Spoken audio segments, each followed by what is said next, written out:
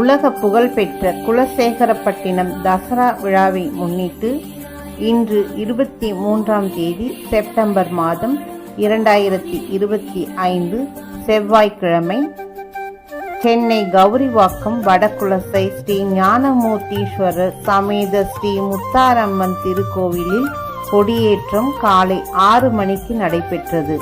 பக்த கோடிகள் காலை முதல் மாலை வரை வந்த வண்ணம் இருந்தனர்.